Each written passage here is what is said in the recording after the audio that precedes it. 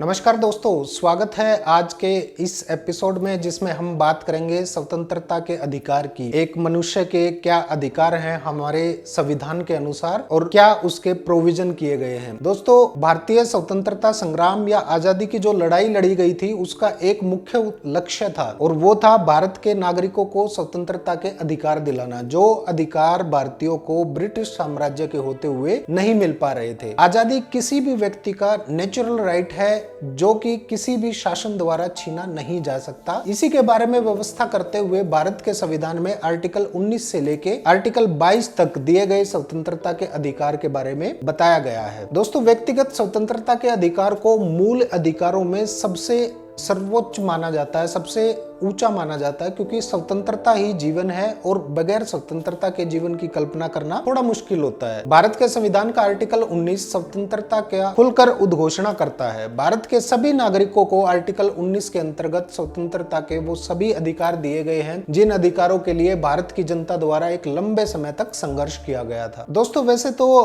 आजादी हर एक नागरिक का, हर एक जीव का नेचुरल राइट है, लेकिन आर्टिकल 19 के अंतर्गत मुख्यतः 6 प्रकार की स्वतंत्रता जो है, आजादी जो है, केवल नागरिकों को ही प्राप्त है, जिसमें वाक्य और अभिव्यक्ति की स्वतंत्रता, शांतिपूर्ण सम्मेलन करने की स्वतंत्रता, संगम या संघ बनाने की स्वतंत्रता, भारत के राज्य में सर्वत्र अबाध संचारण की स्वतंत्रता यानी कहीं भी घूमने फिरने की आजादी, भारत के राज्य क्षेत्र में किसी भी भाग में निवास करने की और बस जाने की स्वतंत्रता, मतलब अपना घर बना के रहने की आजादी, कोई भी वृत्ति, उपजीविका, व्यापार या कारोबार, वृत्ति होता है अपना प्रोफेशन, कोई भी प्रोफेशन अपनाने की या कोई भी बिजनेस करने की आजादी। आर्टिकल 19 में नागरिक शब्द का प्रयोग करके ये साफ कर दिया गया है कि स्वतंत्रता केवल भारत के नागरिकों के लिए ही उपलब्ध है। इस नागरिक शब्द में केवल मनुष्य का बोध होता है, इसमें किसी प्रकार का कोई कृत्रिम व्यक्ति या कोई कंपनी या फर्म शामिल नहीं है, क्योंकि मूल अधिकार केवल मनुष्य को प्राप्त है और किसी भी देश में नागरिकों के अधिकार असीमित नहीं हो सकते। एक व्यवस्थित समाज में ही अधिकारों का अस्तित्व हो सकता है। नागरिकों को ऐसे अधिकार नहीं प्रदान किए जा सकते जो समस्त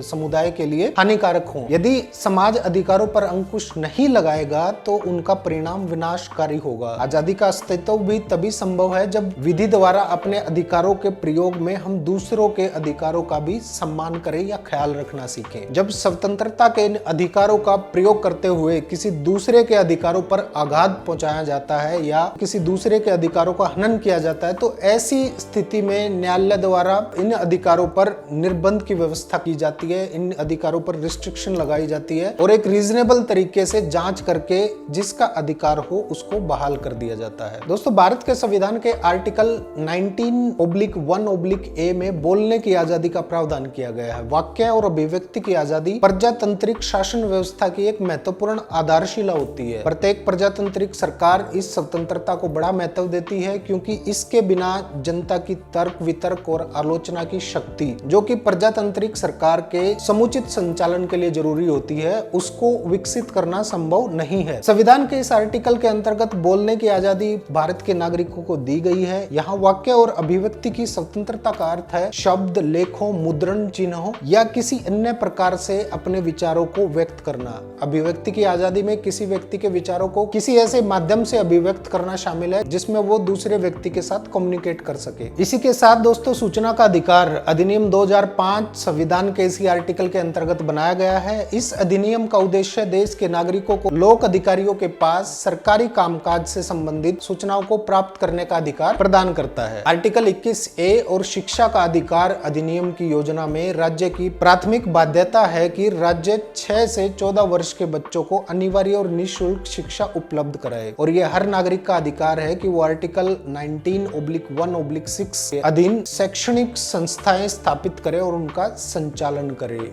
एजुकेशनल इंस्टीट्यूट एस्टेब्लिश करे और उनको एडमिनिस्ट्रेट करे।